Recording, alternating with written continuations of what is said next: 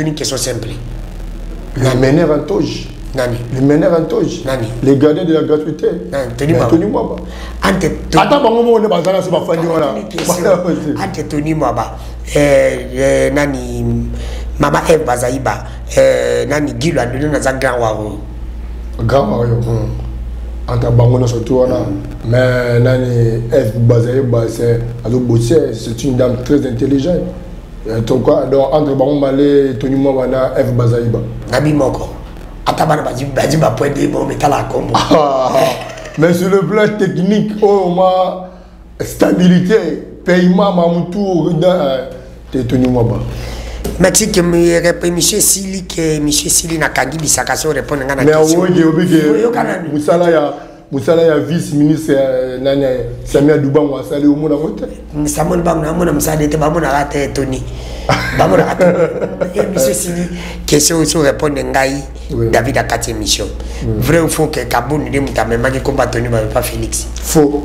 Mbote batata ba maman bandeko esengo ya koyeba ke boza ebele comme d'habitude chaque jour de lundi au vendredi. Merci à ma chaîne partenaire na biso to de saka ba émission na biso boza tellement ebele wem sabeme chaîne ebele. Merci na bandeko nyonso oyo bazalaka wana fidèle pona ko benga ndeko dano kifula. Merci nazomona ba critique na bino. Merci nde nazomona sobe monsieur bandi boza ko benga ngai na ba o ba ko critiquer na ba obo ko encourager biso. Merci na bino nyonso biso nde to lingaka bongo ngala lingaka na boso bol bosolo pe bosembo atu ba bini pas comme ça ka bino ke ba critiquer ça la musala mala. Merci équipe technique mo bimba o bazali ko sunga biso nde ko de gol vumbi ndeko David o yazal kano fulo mule poto mona na kitoko na bandako na bino. Merci aussi ya mon vieux Honoré Lulendo na Suède, mon vieux Apesio Mbote Bele. Merci à mon vieux Makadi. Merci à mon oncle privé personnel et maintenant Pierre Apesio Bambote ba bon séjour na yo na ville province à Kinshasa. Merci aussi à vous madame Jolie Beauté Joao. Moi si à sénateur Ngerengo na Apesio Mbote place à Kolanda Bicho na libota na ye mobimba. Merci à mon vieux Banga Business Libobe sans oublier Océa Diallo Yozala Ribale ya Munene et lui c'est qui? C'est 3 fois boss, 3 fois patron Simon Nikamba na PCA. Mbote balu ba ko benga si maboko bank. Maboko bank Simon Nikamba na PCA. Mbote place yozali ko landa biso na libota na ona madame na yo. Mobali ya malamba ibisa ba yeba ga ina mosi kitoko. Merci. Et bino nyoso bo s'abonner na chaîne na biso ya YouTube Ndeko Danu TV, Ndeko Danu TV bo s'abonner bo partager pe na zane sengo ya ko yamba Ndeko Eli Okesi Eli Okesi oyazali membre ya IDPS ya Union Sacrée, précisément assistant ya communication ya ministre Tony Mwaba oyo balobi ministre a problème to yibite remaniement ko sale masoka ko zonga te na lokaki ye batel ba bele baleki na émission babinde ko danu ministre Tony Mwaba ko engagé bakina ba bande ko na ye bele otindela kinga babiloko na loba ya yambi assistant na ye encore ça assistant à communication à couper sa mission communication au outil et pas à mon amour Tony Mwaba pe na Union Sacrée. Ndeko Eli Mbote mingi mon amboka boni très bien quand vous avez commis ma passe parce que vous êtes toujours dans puissance. En fait on appelle ça Mboka Mbote ba bazali ko na biso na place na bisika o bazali na epenza to sombiti nya makanisi to solo la longo na yo pona to éclaircir Mboka pour baza obligé ya koyeba progression ndenge Mboka na bango zali kotambola ndenge ba problème ozali qui lié au sein à Congo et puis na ba effort oyo mona Mboka Félix Sekela asali ya on a peu to sombiti na makanisi. Merci Ndeko Eli ozali pe membre ya IDPS bon IDPS ils ont un problème IDPS ils ont un problème ya ba communicateur IDPS ils ont un problème ya gestion pas de coup ba ki plus le balobi mboko ko bongate parce que ils allaient diriger na parti o ba linga kaka ba intérimaire balobi so tali ba mandaté ba intérimaire na ba intérimaire bino mo no parti na bino zaki dirigé par les intérimaires na ba intérimaire. Alors comment to convivre na mboka bongo bon IDPS? Bon, IDPS, pour l'instant, est dans la stabilité totale. Pour l'instant, on a changé façon philosophie. Donc, IDPS, d'abord, il faut que IDPS est parti état d'esprit. IDPS il doit diriger IDPS à l'entrée. Donc IDPS déjà parti politique il y a ba Congomani. Ba Congomani où ça là esprit à révolution.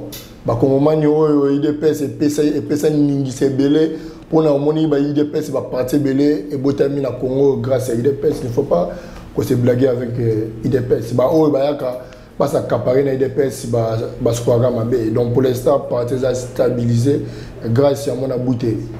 Augustin Kabouya bon les même là to zalaki na conclave bon pas conclave na la lodge on a essayé d'abord qu'on redorer l'image à partir je crois que Bambouma Mabé au bazala qui déjà baqué dans les restes est-ce qu'elle IDPS et qu'elle calmement et sérieusement on est en train de planter partir dans le travail à province donc les gens au moment où IDPS travail était bon base la à partir de base la élection du bon moment bon comme isko bien na problème il y a bakati isko ça va monga bakati comme isko kufanda. Bon, en fait, je ne suis pas habilité à répondre à Ninoana. Aux journalistes d'investigation, au commandant siège, il y a parti Nabiso, autour de chargé, il y a 15 sites conseillers en Pessabino. C'est un peu ça. Merci. Ndeko Eli Tokotana, capitale actualité politique à Mokanabiso. Président Félix a commis président à SADC. Ndeko Bakol Banabosolo Pebosimbo a commis président à SADC, mais impact maintenant peuple a bien zélanini président Félix a qui président de l'Union africaine et l'équipe tout ça tout le monde a ngoté parce que président Félix a commis bino mikolo babi ba dukade bezi bobenge double basa azazo président Sadek azazo suna président ce qui a assez accès souini c'est accès alors azazo joue à double basa capitaine équipe nationale capitaine à club mais balubi impact en fait d'abord il faut ba Congomani il faut toyer beloko mo boye. D'abord, surtout tout ça d'abord congolais dans le sens nini. Au moment est arrivé à mon amboka Félix Antoine Tshisekedi. Il faut ba imboka bino ba jeunesse c'est bon bokendaka ko mener ba information réelle. Oyebi etani ni mboka o ezalaki. D'abord surtout que sur le plan diplomatique, ba corps diplomatique la plupart à travers ya monde impayé, ba ambassade na biso ba teka yango. Lelo on a redoré l'image. Yoebi que nani pouvoir y passé. Situation diplomatique, coopération diplomatique à la Guinée. Oyebi on a un accord amna que tozaki na problème la coopération diplomatique. To bengana ambassadeur to bengana accord diplomatique. On a pas s'accaparer na pouvoir. Imaginez nion surtout là ba Congomani ba bosani yango. Ezali soko Mabé mingi deko moni ko arrivé là d'abord à foutre d'abord ba nyongo ya ambassade à travers le monde entier à changer à comme ko nommer ambassadeur à comme ko yo ce monde que un ambassadeur yo le pango ya l'état au sala musala au teki yango ba problème on a qui là oyo ba nyongo c'est Union africaine au Congo et ba naki ko foutre à société ba nyongo na niveau des Nations Unies mais le président de la République grâce à la diplomatie, le conseiller principal au collège diplomatique, Christian Bouchiri, on a accompagné le chef de l'État. Il est là, c'est un homme très discret. Au moment où il va d'abord redorer l'image du Congo, il y a un coup fort. Pour qu'on redorer, il faut ça. Et d'abord, représentant de l'Union africaine, Azalaki Pendate, Benganaki, Azalaki Pendate, mais tant que Facha aïe, Azon ici, non, mais dans le c'est l'Union africaine. Tu as représenté au sein de l'Union africaine, tu as pris ma décision. Et c'est déjà un pas, il y a diplomatie. Deuxièmement, on a un corps diplomatique, un pays à résoudre à foutre. L'ambassadeur au Bakola qui déjà, donc, comment il a plus de 30 ans, 45 ans, il a changé, il est en train de faire. Bon, on a les allés retomber. De ça, on a démasqué. Ennemis, les gens, il faut battre non. Tu m'as dit qu'on a une collaboration dans Rwanda, a agressé Bisso. Mais grâce à la diplomatie, le chef de l'État, l'élo, espère les Nations Unies va confirmer que non, pays agressé, au Babanaki ko alimenter, M23, Bamindu qui est à Rwanda. Les alliés, grâce à la diplomatie, na bitumbate mais na biki na maloba na li solo. et le monde entier va dire que non, ce sont les Rwandais. Mais Rwanda, ils allaient retomber politique. Deko, Bahimboka, Baloba, non. Au moins, il faut qu'on ait à Seigneur, Moutouma, il faut autant que ça aille bien aligné pour comprendre. Le lot, il y a un problème. Il y a des médecins. Des médecins, plus de 8000 médecins. Combien d'années au balo? Mais, marche salama à Oyebi, on a un grand combattant. Dans le combattant, il est persisté, mais le combattant, vous allez poser la ligue contre la peine. Est-ce que marche, il y a des revendications? Et bien, ça, attends, Kabila. Est-ce que la résolution dans le monde et ça la paix grève mais oui, il faut pas oublier. Oui, alors grève voilà revendiquer la solution dans le ils ont fait ça dans un certain de santé plus de 8000 médecins qui revendiquer ça plus de 8 ans. Le président de la République à travers le gouvernement on a payé plus de 6000 médecins aux journalistes et d'investigation qui naissent autour de la République. Moi, échantillon, le gouvernement a décidé qu'il va faire en mois d'octobre. Si on a une grève, on va revendiquer droit, on va obligé à revendiquer droit. À part voilà, tout ce les gens parlent trop. Je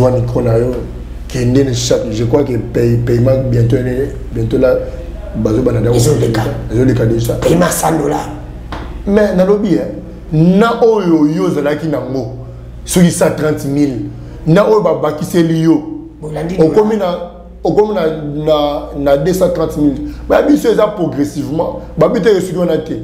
Mais quand le chef de l'État azolo bakeno soda sengeli ko simba salaire à $500. Mais ba moyen le rôle mutali boma. Mais ça combien t'as pas même attendre. Mais quand si je l'explique yo. Pas même la $200 voilà. Mais batonga mboka na maloba pas maté. Akuta ki mboka na budget combien yo yebi. Si c'est 1 milliard so combien. Mais akuta ki mboka moins na budget. Mais yoka oui yoka Nazolo ba on déjà Kabila ça c'est dans Moussana. On doit pas revenir sur ça. Assez déjà demandé na Cécile. Akuti tant Kabila tikeli mon solo na libenga ya mboga yi combien. Le lot a commis ça au budget comme si je me trompe pas 10 milliards de dollars. Recette sur la régie financière, DGI, DGRAL, DGDA. Le lot qui était les commentaires mon solo les commentaires. Il y a un moment que le gouvernement a allé répondre progressivement. Le lot agent fonctionnaire à l'État. Bah comme là combien 30% il y a augmentation salariale. Et ça volonté politique alors ça les côté. Tout qui d'abord n'a des jeunes. Le lot un inspecteur qui touchait $130 comme là $593 adjoint à comme là $323 à la vie progressivement. Nous sommes le côté de la caisse à l'État. Le lot au l'État comme qu'on résoudre cas par cas. Merci. On a des difficultés liées au Kabila à Banaki qu'on résoudre un monté pour qui mouille qui trop. Le lot caisse il y a l'État. Donc on peut résoudre un mot. Le lot enseignant a désespéré. Félix Ka Obino le big est compétent. A eu le côté. À côté de l'ixing, il y a un NP. Ton compte à de manière générale. Ton compte à ne vous en faites pas. Mais peuple a que le balélo, les Kamisa qui signé dans les Kamboya Sadek. Babibino beaucoup comme ça Sadek, Kabila passe à la président Sadek. Coup de place, il y a qui n'a une sacrée impact. Peuple a la nini. Dès que le président Félix a comme président Sadek. Bon, peuple, d'abord, biso sur le plan diplomatie. Il faut peupler à ce là progrès fort. D'abord sur le plan militaire, sur le plan sécurité, où naba collègue naé Hollandi bien nani président président au bazaki on va participer qui imposer qui non pays limitrophe bazala pembeni RDC va soutenir pour na bacha kimia sur le lot RDC et Tombouami c'est qu'Afrique peut sanini. Donc, on a kimia, on a paix, on a fait tout ce qui dit. Azan a besoin sur le plan coopératif, il y a, sur le plan militaire, sur le plan économique.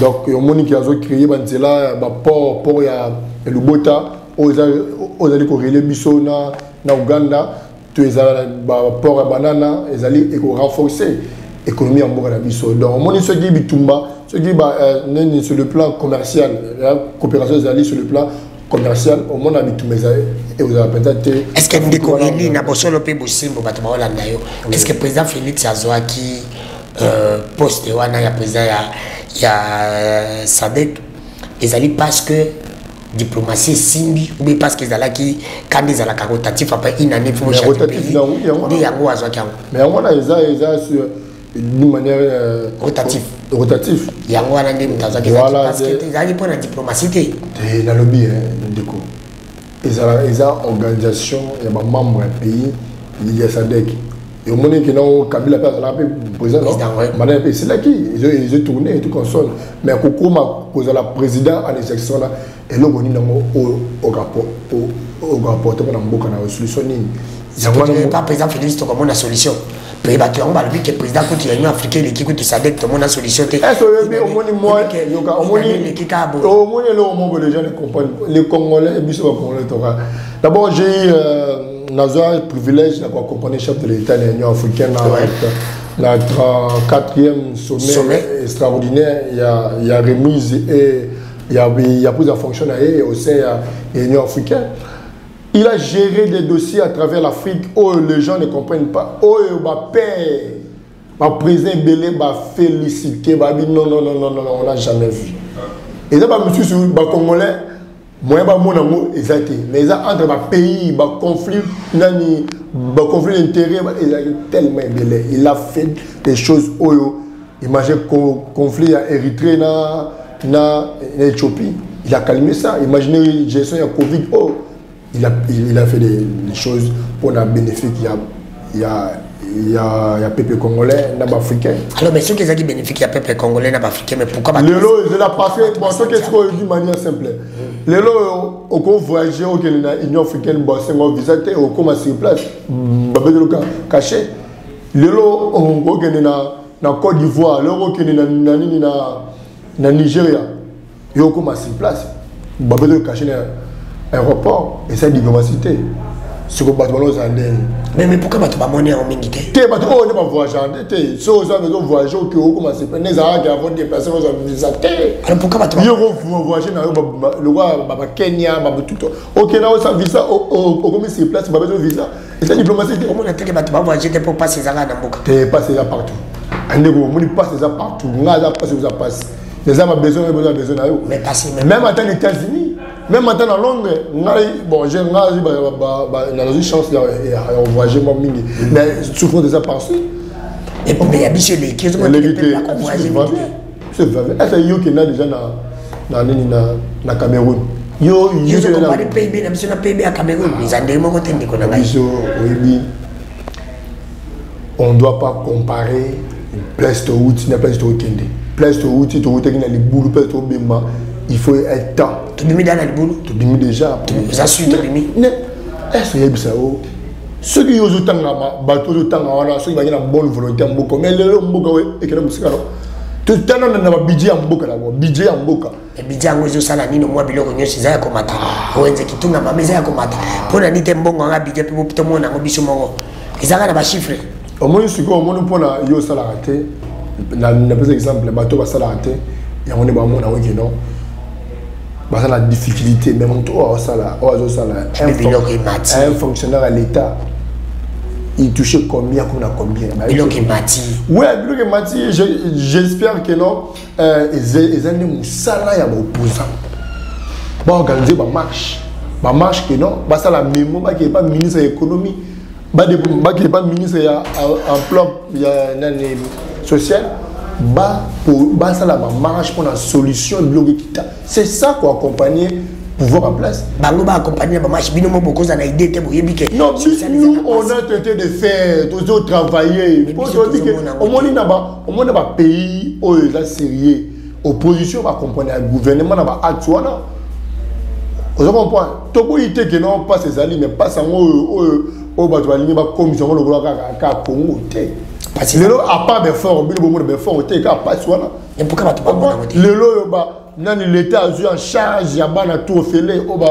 nani bakota classe au félé eza pour nani eza charge à l'état té subio moni charge ngo ni ngo passe ngo bato ba passe ngo esi la tête eza mokila nzambe mutu tout asengeli ko souffrir eza loi na tika nzambe so au moins que non kimia yebisanga na kongo na mboka ni nango o problème eza té mboka travers le monde auquel États-Unis auquel ni partout Kabila zaki na pouvoir bino pe boyeba ete que Kabila pas zaki moto problème pe que ça ndeko Kabila ça c'est le mamle ça qui moso yo tout zonga mama Kabila yo mo pe neza o ya ko pamba comprendre na ko kitika Kabila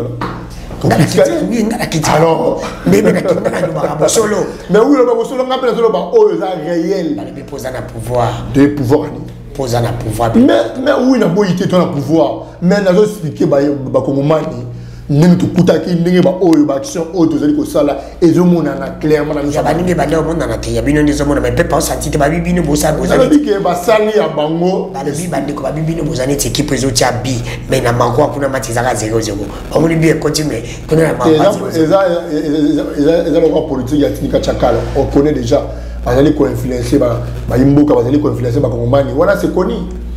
Voilà ce qu'on dit. Alors, merci de konanga va tokota wana tokota na makambo itali EPST place aux ali assistant communicateur ya communication ya on mboka Tony Mwaba na toutes nos questions un mot par rapport à discours ya chef de l'état le bikeno la prison ezali polele pona bayi bato bakosala lokuta na opposition bato bakokosa ibandeko balobi chef de l'état ko intimider bato ko bino kutu bato IDPS boko pesa bato les sauter parce que bino moko ndi kutu boya na mafinga na politique soki lelo bato bakofinga sa cause IDPS yoko lo bandi kamwa en tout cas ngai en tant que membre ya pouvoir membre ya IDPS en tant qu'intellectuel d'abord on a moni mabe au chef de l'état le bité abibo critiquer c'est normal il y a ko quand moto pour la critiquer ko finga intimita moto même mata yo so fingi est-ce que ya finga Kabila mingi ya finga Kabila finga Kabila ni bola sanga vidéo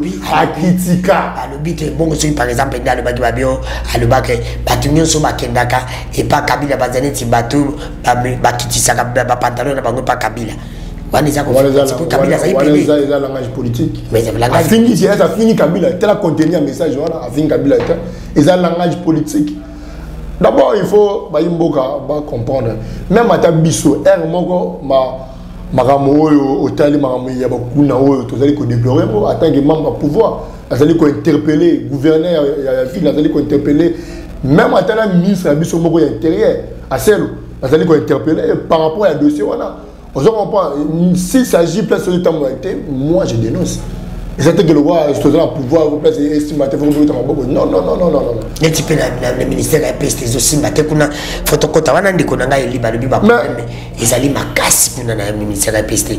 D'un côté, un ministère, on m'a dit que le tali parmi ma ministère, où il s'est dit Moussala. Le ministère a EPC d'un coup de chapeau. Il a été félicité par le chef de l'État. Tenez-moi pas. Mais oui, je te dis. Le béton, moi, pas un problème. Pas même ministre, ministre, ça médiocre. Tout décortiquant, sur quel point? Après ça, on a respecté tout le monde a baban, les amis de Tengi, tout le monde a été il faut tous oui, c'est ça. Tout ce qui est malade, tout qui est malade. Est-ce que Babik, Tony Mwabakuna na engagé Batu et Belé na se coupé, famille naïe, basé Belé na se coupé. Bien, on a contangé le Bakomba Bandeko. Ou attends? Oye oko baba kombo ya bandeko Tony Mabangage kuna ebele le bindeko papi Kazadi oyebi Christella Kazadi oyebi Rose Kazadi oyebi Olivier Kazadi oyebi Kabala Maka oyebi Kazadi bienvenue oyebi Mwamba Kazadi oyebi Jalek Kazadi oyebi c'est déplorable. Pourquoi Congolais a beaucoup de la non, bon, ça va, en fait. Allons-y. Là, il faut la. Voilà. Voilà. Communication. Répondre il faut Baïmboka, Baïbakeno. Tant d'abord, on a su question le bien que non, à Pometaka, à Rezababante. Mais il est en train de faire de son mieux. Il est le seul ministre qui a effectué visite d'itinérance à travers Congo Mobimba. au ministre moko asala yango te depuis Congo ezala Congo ba ministre biso la plupart bazalaka na ba bureau est-ce que oye ba problème mine yango za na au fin fond il y a ma province oye ba ndeni asali visite d'itinérance pas d'école samba il a donné la Kinshasa école ya samba zebele mais na lobby yo comment expliquer alors explique-moi je ne peux plus parler explique parce que problème c'est d'abord tant gratuité de l'enseignement l'article 43 de la Constitution c'est moi là surtout attendre que faire école primaire comme la première année 6e année primaire moi à côté que là si a foutu le roté a eu certificat d'ailleurs a foutu le roté comme d'abord supplément à plus de 5 millions d'enfants bazongeli na scène ya kelasi ezali le moniate bana wana bazaba congolais bazali ko bénéficier na grâce ya gouvernement gouvernement oyo azu bango charge ebisanga la plupart bana wana bazaba ba poser pe bazate bazali bazaba bana congolais bazali d'abord wana il faut couper la chef de l'état maboko vision na ye les gens ne comprennent pas moi je ngali solo ya gratuité je parlais ça avec les chefs de l'état avant comme président biblique azada na vision na déjà mukolo ide pesa za pouvoir tant que tu na bon moyen to ça la mise à pécubité à gratuité kokotane malamako moni a lancé projet à gratuité les gens ba non ba blague les le comme réalité bana ba futate bana ba futé le roté par rapport à et toucher pe cas social deuxièmement supplément il y a 5 millions d'enfants là au bas il faut que tu na bon école il faut que ba mais baba on a oyo d'abord hier en tant que ministre na poche na aussi un gouvernement à réaliser na visite itinérante na Kinshasa ba pesi baba ba ko les aller belé ba bosser banani banani o ba atteindre de la gomme ba place les belé o pesi baba akena na ba Congo pas d'école saba à remettre baba akena Sud Kivu akena Nord Kivu akena Chopo akena na Okatanga akena Sankou apesi baba pas d'école samba à la c'est bonne volonté mais ah école samba ezali on met dans le bilan campagne les campagne vous comprenez les campagne le lopé qui n'a fait de fonctionnement de kolangai oyo il y a na école prestige le roi ba bobo to be liket na école non ba nous a combien auparavant avant facha comment 45 000 francs de fonctionnement le loba comme na 2 450 000 francs congolais il y a la frais de fonctionnement sur big au long la mois par mois attends-moi $100 pour ça ba c'est la matin mon volonté à Congolais il faut t'appuyer le gouvernement bana wana bazaka bana ya fachité bana toni mo bate bana biso il faut qu'on redorer image wana yo nani chef établissement préfet aux la frais de fonctionnement à 2 millions sur le que non ngai na frais de fonctionnement to décider que non à part ba créer ba bi tout wana hein tous ata moi ata 400 000 $200 tout bon ko ça baba yebisanga ndekolanga et osunga banate avant gouvernement ya mon affaire de fonctionnement ça la moni comprendre entre guillemets toi qui d'abord il est le seul ministre depuis Congo il est là Congo ba enseignant ba non luka solution ba aucune retraite ndengene ba prédécesseur ba leki ya à mettre en mise en vigueur ba sina ba qui retraite ba aucune progressivement caisse d'enseignants et qu'on permette que nous enseignants à tabini retraite à santo filé à mon filé à Zaramabé il a payé plus de 70 000 agents il y a une nouvelle idée à Zaramabé 70 000 euros et touché la casse socialité il a payé enseignant il y a école maternelle le lot il y a NIP et ça suscité le lot santé à enseignant MESP à travers Congo Bimba bazaliko ko réhabiliter bazali ko tonga MESP vice-ministre ya EPC nani Aminata awuti choposani ko inauguré nani siège ya MESP lelo je crois nani accord ya adenom ya Bibwa c'est sama auto nani mona mboka toni moba na compte ya gouvernement bas syndical au basali évaluation batala lolenge kani que ba réalisation o EPC sali ko futa ba enseignant ya ba nouvelle unité 70 000 ko futa nani ba enseignant école maternelle ko futa nani majorisation ya nini ya prime de books à travers à Congo, babi kuna grève, grève, c'est belé même inspecteur, autre chose na pas grève, même bateau ba congé qui bizamé, ba pesa ba mbongo na bango to yebiango, parce que na pep, scénario za qui te na pep comme les loso ni bouchata. C'est na pep. Bouchata comme isogini. Et na pep. Babi ba fouti bango te boza na problème na ministère. Et ane otuyoka, au moni bato wana o bazali ko revendiquer oui, bala droit o revendiquer par rapport au ya ba mo kokoso ezalaki entre Inspection générale à finance na ni ministère EPST je crois que ezaki bango bale ba zo problème ezaki ne ba réseaux sociaux nde ba botaki tout wana et au moins que mon mboka jila lingete ayaki et pas ya patron EPST ba trouver solution je crois c'est calamité jila lingete ne teke pas de mettre ba takende pani bon jila lingete ayaki na cabinet ya ministre Tony Mwaba. Je l'ai dit que pas Tony Mwaba. Ouais, je l'ai dit. Ils ont été ma polémique qui était avec le frère, tout on attend un être humain, né à Otala, ne connaît par rapport il y a situation il y a enseignant on a bazo revendiquer on a voilà. Je crois que la minute là ba futa bango ba benga bango ba intervenant tout là. Mais oyebi pardon na ba obenga bango oyebi makambo na lobi makambo ya sekopé o nazo tangelo bandeko oyebi ba bandeko omoni sekopé bandeko na tangi oyebi ba na comment ma bandeko yo voilà comment de la sekopé bandeko non mais pas d'abord nous sommes na penamboga oyo avant Tony Mwaba azala ministre azala bandeko na ba mi côté déjà na ba ministère ba nous ba futama déjà. On comprend. Et là, le moment où que les gens peuvent croire. Tant au moment d'abord qu'on fait d'abord Moussala ya c'est coupé. Oui, Moussala ni na sali.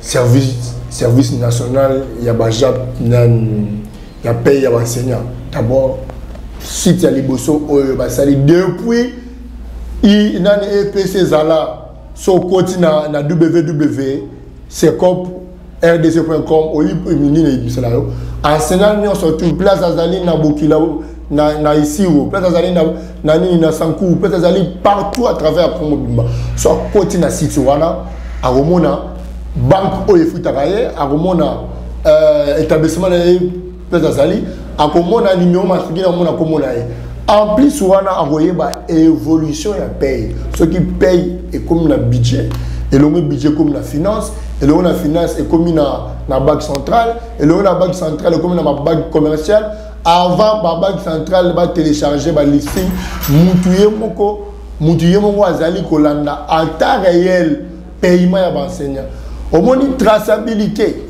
deko moni traçabilité ya musala wana traçabilité ya paye ya enseignant lelo romona moté lelo romona moté que non musala ya sekopé je l'ai aussi musala témé on a traçabilité l'affiché www.seco.com et RDC ils allaient coller ça progression et enseignant à travers un téléphone aïe bah que ceux qui paiement et bandi na banque ceux qui paiement et le monde la banque et sili ils allaient bah effort depuis qu'on est dans le Congo le monde a mis na ba Kambia il y a ces copains un problème et belé problème ils ont fait un travail énorme de nettoyage affiché et on permettre que non bah identifier des cols fictifs on est pas monsieur sur ça là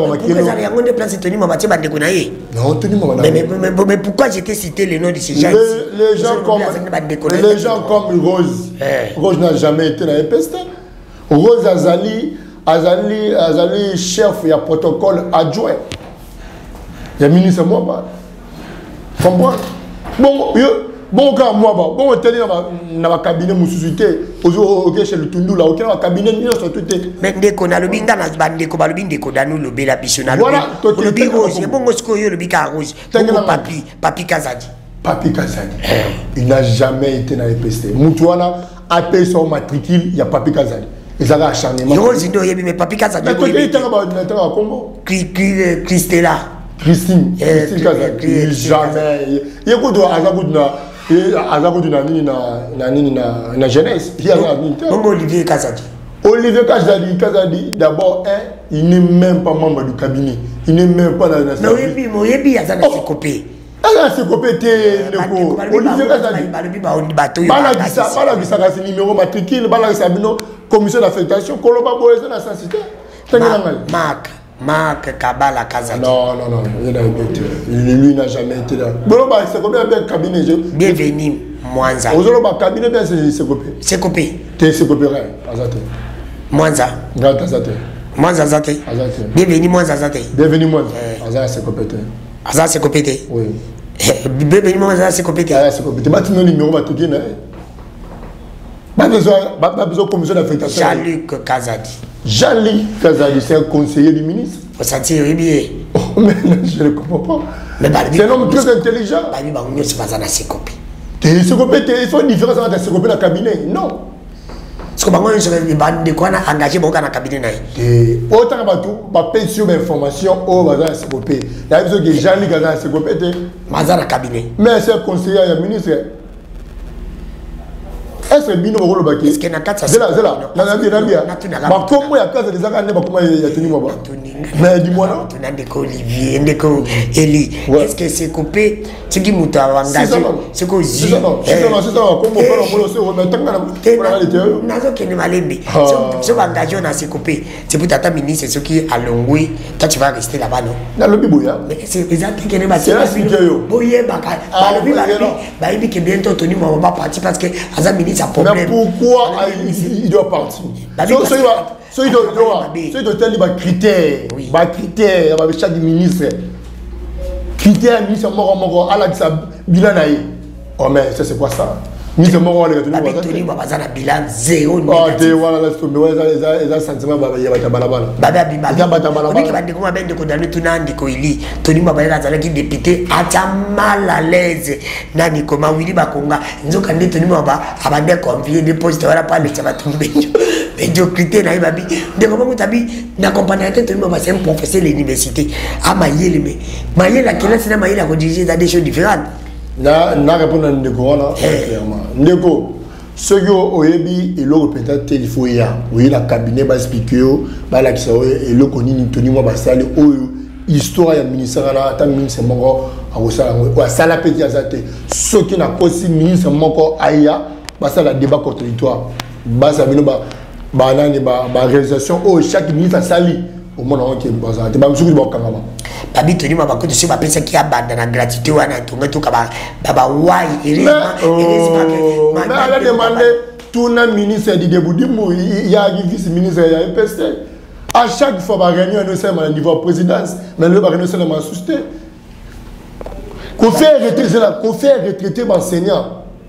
Oh, il n'a jamais vu dans le Congo. À cause on a $2,500.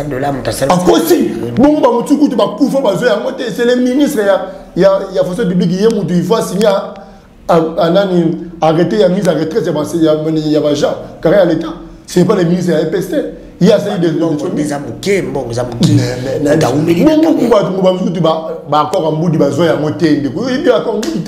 Est-ce que ça peut me faire un bouquet pour mon cause ça par rapport à travail à il y a ministère, il y a nettoyage affiché. Mais ce qu'on a une chose, battu ma bac au salam, ça ne peut pas dire battu ma cassam, ça m'a bébé. Bazana bayebi secteur on a été le bain des mingi donc baza ignorant au moins ba ignorant un ignorant il faut faire comprendre ailleurs celui ba tout tourna on a sengi bango ba ya na expliquer bango ba na cabinet il y a le ministre on peut savoir ba détail surtout na ba résolution oyo mona mboka tonya sali parce que c'est tout ça il m'a mis ça le mitoshiki na biso monsieur Sili si tonya azongité salonde en fait nga le chef de l'état te na biso azongité salonde nga ina za so azongité bato ba oganga wo to sepeli so azongité bato yebaki kolongo ya Tony ba pesa ka mingi ba pesa ka 10 mebele kolongo ya Tony mama pesa les Tony moi ce qui est le chef de l'état a moniqué a reconduit mais on a la fière na musala à rendre nation la service est-ce que pesa 10 mebele en tout cas voilà dis-moi côté là côté dis-moi là ça va bien a pesa fo ya ngwa tika non je pense pas bien sûr je pense pas azaka mtakabun d'abord il y a côté il dépêche il kabun d'abord azaka mtakabun azaka mtakabun ndenge d'abord il est membre il est aza au cadre il dépêche ni mtakabun ataka même mais chef de l'état a dit ndenge tuna kota na tunika il va mingi oh mais tout le monde Bana Rolanda Kabuna en tant que président. Il y a AI, Makemanto. Kabuna, oh, c'est quoi ça? Il était le président AI. C'est lui qui signait, c'est lui qui proposait au chef de l'État. Merci, Monsieur Sili. Monsieur Sili, question directe, réponse directe. Anthony Maba, Willy Bakongana, Mamake, Nana a travaillé bien au ministère PST. Mais il n'y a pas de débat. Il n'y a pas de débat. Je me prends tu n'as pas sénat, on va à la retraite. Je me prends, tu n'as pas 56 000. Il y a une réponse de Ngaï, il a une question simple. Les meneurs en toge. Les meneurs en toge. Les gardiens de la gratuité. Tony Mwaba. Attends, on est pas là, c'est ma famille. Tony Mwaba. Nani, Mama Eve Bazaïba. Nani, Guy a donné dans un grand waro. Grand waro. Entre Bangono surtout, mais Nani, Eve Bazaïba, c'est une dame très intelligente. Donc, entre Baron Malé, Tony Mwaba, Eve Bazaïba. Nabi Moko. Atabana Baziba point de bon métal à combo. Mais sur le plan technique, stabilité, paiement, Mamoutou, Tony Mwaba. Merci que monsieur Sili n'a qu'à dire ça question répondre à la question. Mais Moussala vice-ministre Samia Douban ou Asali au monde à voter. Samon Bang, Namon Moussala était Bamon à rater Tony. Bamon à rater. Monsieur Sili, question aussi répondre Ngaï, David a 4 émissions. Vrai ou faux que Kaboun ne m'a même pas combat Tony, mais pas Félix. Faux. Et monsieur Sili, merci d'avoir déconné sur Moussani. Ngalo na Bosani réalité et le monde par un qui Mokozamboka azali kola et d'abord na Bosani koto rentrée scolaire na ngene formé ba imboka qui rentrée scolaire 2022-2023 ils ont confirmé le 5 septembre et vous allez lancer et pas yemoko patron EPST na Olomami na Ngandajika. Donc en ce qui concerne les rentrées scolaires ils ont confirmé ba imboka ba pesa confiance na mon mboka Félix Antoine Tshisekedi na mon mboka Tony Mwaba na ba ministre o bazali ko travailler pour na école. Merci. D'abord de connaître ce que tu as dit pendant bien d'école il est au kesi azali cadre ya IDPS azali pe assistant ya communication na EPST pas mon mboka Tony Mwaba boyo ki alobi na bosolo pe bosim obtenir rigete ce qui alobi mabe bolimbisa c'est ngapena Tony Mwaba bolimbisa le travail qui a été fait par maintenant équipe technique mouvement de David Azala qui wana pe na bosanité de l'école mvumbu ya benda kinga bote merci na babino bandiko nyonso bosaboni na chaîne na bisa YouTube ko sala sengo merci à mon vie honorer le lindo national banga business libombe Oseya Diallo yo zali Oseya bango bazabi balamuke 3 fois boss 3 fois patron Simoni Kamba na pression bote pas sous akulanda bisona libota na mbimba majan jolie beauté du amotia sénateur Ngeringo ya yo anapi sans oublier mon oncle privé personnel et maintenant l'homme qu'il faut à la place qu'il faut. Pas congolais à Boynetti Bino, Bazana Nibelité, Pakoya, Enan Bazate. Merci, mon oncle Emina Pabino, à la prochaine. Bye.